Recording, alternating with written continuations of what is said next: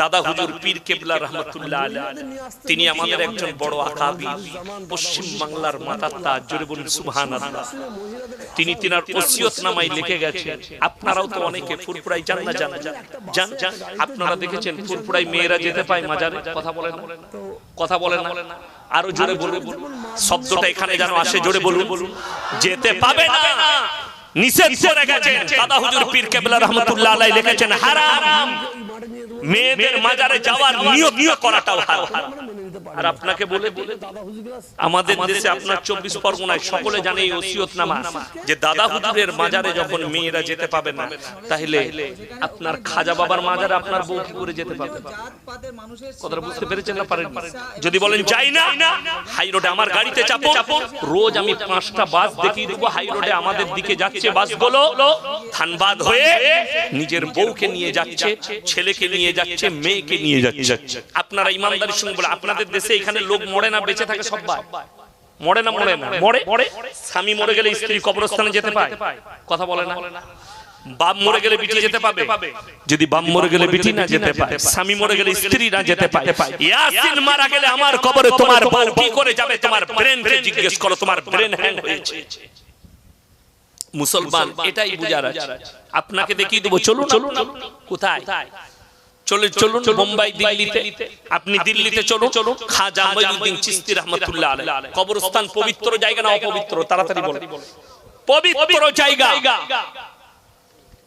আপনাকে দেখিয়ে দেবো, আমাদের দেশের কিছু ফিল্মের আর্টিস্ট আছে, তারা ফিল্ম রিলিজ করলে খাজা বাবার মাজারে আশীর্বাদ নিতে আসে, ঠিক কি না? কথা বলে। তারা বিয়ে করলে, অমিতাভ বচ্চনের ছেলের বিয়ে হয়েছে ঐশ্বর্যা রায়ের সঙ্গে, বিয়ের 1 সপ্তাহ পরে খাজা বাবার মাজারে আশীর্বাদ নিতে এসেছে।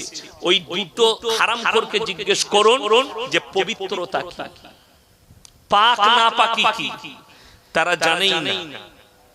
তারা হায়েজের অবস্থায় ঢুকে যাবে, তারা অপবিত্র অবস্থায় ঢুকবে, তারা নাপাকির হালতে ঢুকবে।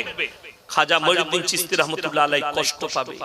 কিয়ামতের দিনে যারা ওখানে বসে আছে তাদেরকে দায়ী করে দিবে, চ্যালেঞ্জ ছুড়ে বলবে, আহা, আজকে যদি ফুরফুরার মাটিতে মেয়েদের যদি প্রবেশ নিষিদ্ধটা কেটে যায়, জেনে রেখে দিবেন, যারা নিষিদ্ধ কাটাবে, যারা মেয়েদেরকে ঢুকাবে, সে যত বড় হুজুর হয়ে যাক, কিয়ামতের দিনে তাদের গিরেবানটা ধরে আল্লাহ জাহান্নামে নিক্ষেপ করবে। কেন? তুমি তোমার আকাবিরদের কথাকে কেটে দিয়েছো, কোরআন আর হাদিসের কথাকে কেটে বদদিনীর মধ্যে শামিল হয়েছো। আল্লামা রুহুল আমিন সাহেব রাহমাতুল্লাহ আলাইহি তিনি আমাদের মাতার তাজ। আপনাদের জানা নাই কত বড় আলিমে দ্বীন ছিলেন, কত বড় মুহাক্কিক ছিলেন।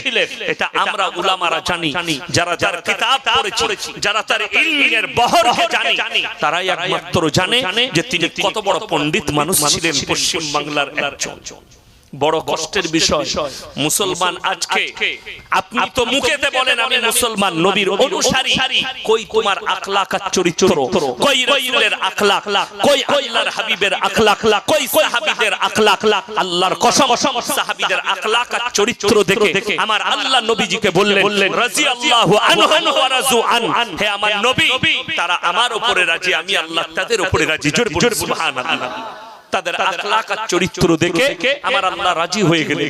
আজকে মুসলমান আপনাদেরকে বলে যায়, বড় জোর অনুরোধ করে যাচ্ছে, আপনাকে দলিল দিলাম, আল্লাহর হাবিব সাল্লাল্লাহু আলাইহি সাল্লাম কেঁদেছেন, আল্লাহ নিষেধ করলেন তুমি দোয়া চাইতে পাবে না ওই মুশরিকের জন্য।